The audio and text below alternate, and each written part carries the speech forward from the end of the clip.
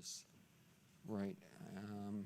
My name is Paul O'Hanlon, and I think to fully understand the emergence of the disability rights movement, you really need to know what existed in the background. And so I want to look a little bit more about disability history and how it can inform our perceptions of what we see today, and how seeing disability as a civil rights issue eliminates the struggles that we should be a part of. And I want to start with a little bit of personal history. When I was around 4 or 5 years old, I spent around 6 months in an institution. At the time, it was called the Home for Crippled Children. My parents hoped that the physical therapist there could help me, and even though it was a completely benign 6 months, nobody abused or neglected me, it was really one of the most traumatic experiences of my life. And it was during my time at the home that I learned the hard lesson that the tooth fairy doesn't visit kids in institutions. And so I've always been a little bit more always been a bit more than a little interested in institutions and the experience of institutions in the United States. Recently, I was doing some research on institutions, and I was Googling around the internet, and I happened upon a Google document that was a historic document, and it was about the experience of something called Craig colonies. And I had never heard of Craig colonies, and I don't know if you have either, but Craig colonies were institutions for people with epilepsy. And until I heard about Craig colonies, it really never occurred to me that we would have built institutions just for people with epilepsy. But here you can see that this is the 29th annual report that was transmitted to the New York State Legislature in 1923. And beginning in 1894, a series of colonies were created in the United States for people who had epilepsy. The first such colony was created in New York State and named after Oscar Craig, who was the president of the State Board of Charities. Craig colonies for epileptics were established in Massachusetts, Ohio, New York, New Jersey, Kansas, Connecticut, Texas, Indiana, and Virginia. And I confess that as I read the report, I was, of course, reading it from my own personal experience. And I remember as I was reading the report, I had 2 questions. Number 1, how horrible was it? And number 2, what was it like there during the 1918 Spanish flu epidemic? Because if you've never read about our history of state institutions during the great Spanish flu epidemic, you're in for a unfortunate treat. So, and as as you would do with most any kind of a report, the first thing you do is you look at the pictures, and it became obvious from the pictures that, of course, people were segregated by gender in this institution, as in most institutions. And they had pictures of the female areas, the cottages in the female areas, pictures of women paring vegetables there at the Craig Colony for Epileptics. There was the Village Green Group for male patients, and there was pictures of sort of everyday life and animals, attendants, and children at the Craig Colony for Epileptics. The family advice, the official advice given to families was, I found chilling. No person should enter the colony as a matter of experiment with a view of spending a brief period, as epilepsy is a most intractable disorder, and if a person suffering from it begins to show improvement under 2 or 3 years, he or she has every reason to feel encouraged. Jewelry and superfluous articles of clothing should not be brought or sent, as not only has the colony no facilities for caring for such articles, but they are likely to be lost, in which case the colony assumes no responsibility. So, in other words, don't expect it out anytime soon, and don't bring anything of personal or individualizing nature. And so it's sort of, but for me, the most chilling kind of section was the census information. And nearly 50% of the admissions to the colony were people under 20 years of age. A full 63 people, kids under the age of 5, and the peak group for admission was in the 15 to 20-year-old range. And the last picture was a more recent picture, which was from the Craig Colony Memorial Cemetery. And so what was clear to me was that people spent their entire lives in places like this, and that it really could have been me. And maybe less obvious, it could have been you. Our society gravitates toward creating special places for all kinds of people as a kind of reflexive option. And it really isn't the case that our practice of institutionalizing people with disabilities is over. Creating a new special place for every kind of difference or ailment is always one of the first suggestions I hear, and that we really need to remember that every institution began as a good thing to help people with differences. But it really wasn't institutions. What you'll see is that the history of people with disabilities included decades where people with disabilities were forcibly sterilized, people with disabilities were denied the right to vote, people with disabilities were denied access to language. In fact, even today, one of the great outrages within the deaf community is that it's still fairly common practice that deaf children are denied access to American Sign Language in their early age.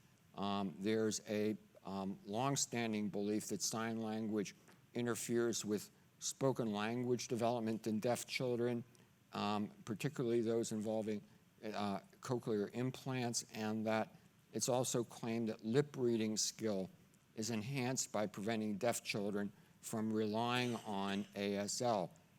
There's no science that backs up these claims, but there is science that shows that language deprivation is particularly harmful to children at certain critical ages, and that bilingualism produces better results than monolingualism.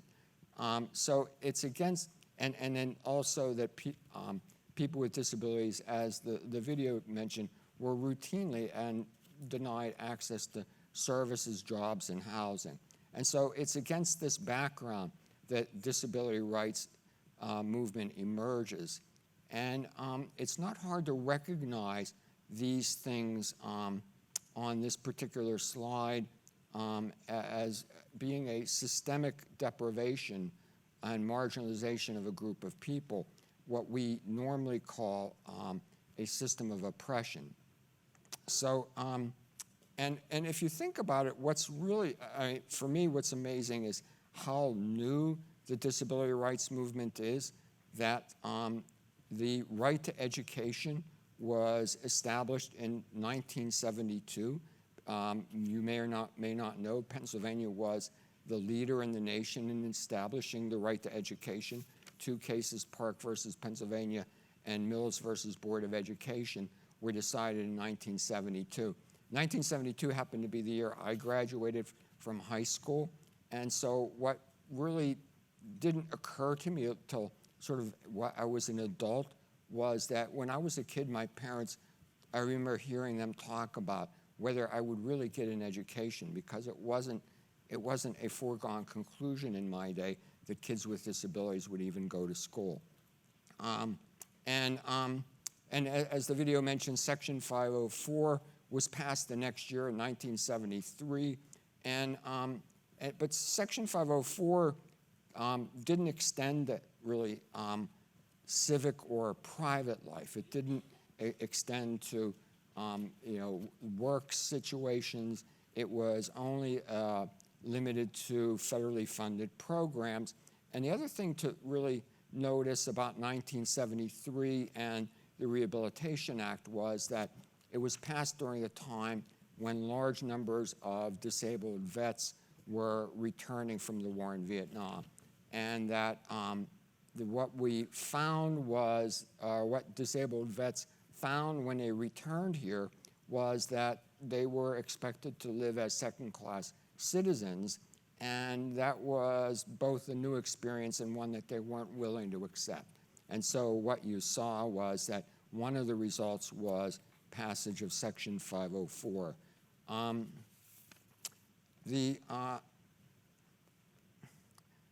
1988, the Fair Housing Act amendments were passed, which included disability in the Fair Housing Act, and the congressional record for the Fair Housing Amendments Act, the debates contains, I find, one of the strongest sort of statements of disability as being a civil right, where it says a person using a wheelchair is just as effectively excluded from the opportunity to live in a particular dwelling by the lack of access into a unit and by too narrow doorways, as by a posted sign saying no handicapped people allowed. 2 years later, the Americans with Disabilities Act was passed, and the ADA is a civil rights law that reaches private and civic life, and really there's very little that it leaves out, and is certainly a much bigger law than many people think, because often people think that this ADA is a building code law or something. And so one of my personal missions is to change people's mind about that, to see that it's really a civil rights law. And the ADA defines as discrimination, for example, the failure to make alterations in such a manner that to the maximum extent feasible, the altered portions of the facility are readily accessible to and usable by individuals with disabilities, including individuals who use wheelchairs. And so if the alteration could have made the facility more accessible, but it wasn't done, then that's discrimination. But my job today isn't complete until I communicate how using a civil rights lens does more than color the way we see history. The civil rights lens clarifies choices we see for future actions, and I think knowing disability history and looking at issues with a civil rights lens, we're likely to see things differently. And so where, this was the slide of the things that were done to people with disabilities through history, what you see, for example, is although we continue to create institutions, the thing that today I think is a particularly concern for people with disability is the direct care worker shortages, because though sometimes it looks like a sort of benign balancing of the budget dilemma that state government faces, the consequences for people with disabilities is that it forces them in an institution. And it's a crisis. I mean, it's generally speaking a $10 an hour job, funded mostly by Medicaid programs, and there's a shrinking pool of workers who are willing to work for that amount, doing basically a hard job.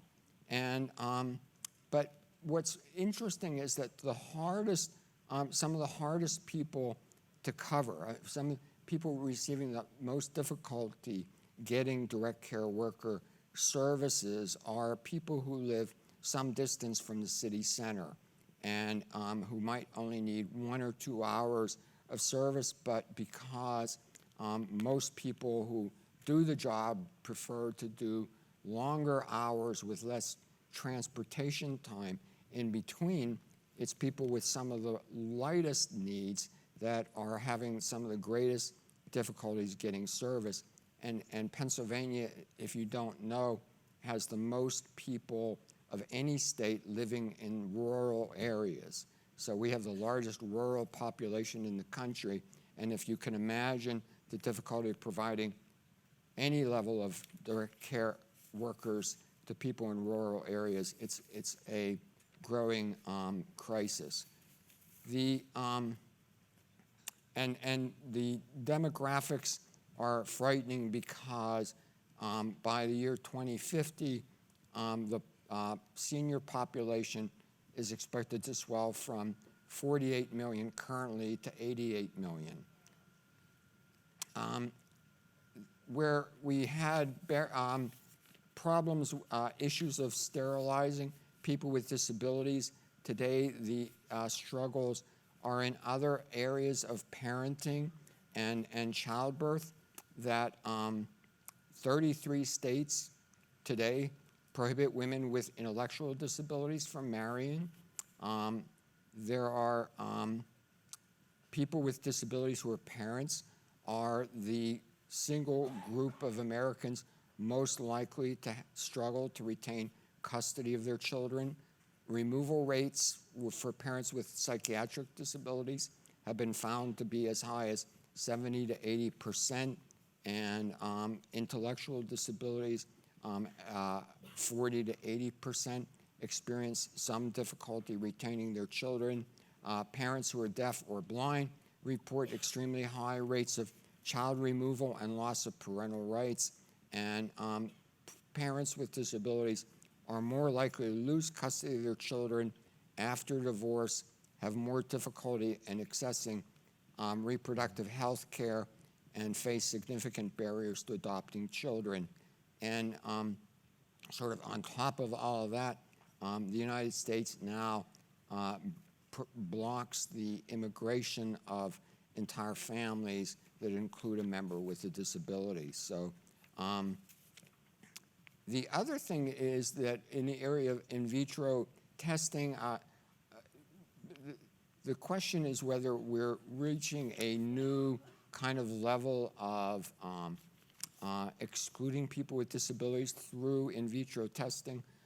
Apparently, the U.S. Data is incomplete because not all states have laws that require reporting, but it appears that in select U.S. states, as many as 74% of expectant parents who received in vitro screening that they will be having a child with Down syndrome, 74% in the, of United States terminate that pregnancy, and the rates in Europe are even higher. I think that people with disabilities, the concern in the in vitro testing situation is that people with parents with disability, parents who have children with Down syndrome are concerned that often expectant parents don't get good advice and a full picture of what it is to raise a child with a disability. There's also continues to be denials of the right to vote. There continues to be issues around communication. One of the issues I think people with disabilities will view differently than others might be the whole issue of hearing aid coverage, that we operate in the United States as if hearing aids are an elective thing like plastic surgery, and that there's not an appreciation for how critical communication is for everyone, and although we don't have any more legal denial of access to service jobs and housing, we do continue to have large numbers of neighborhood business districts where there are one-step barriers into businesses, offices, and so forth, and we're effectively excluded. So last thing, I think just that people with disabilities, I would argue, play three distinct roles. Number one, that we're the canary in the coal mine, and that if things are going to go wrong, it's people with disabilities that will experience that first. Secondly, we're sort of the litmus test, that if it doesn't work for us, it's not going to work for lots of people, and if it works for us, it's probably going to work for everybody.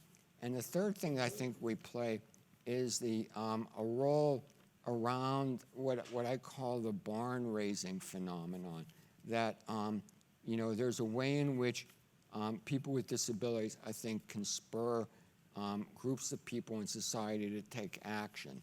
And so I think those are things that are relevant for our discussion. Thank you.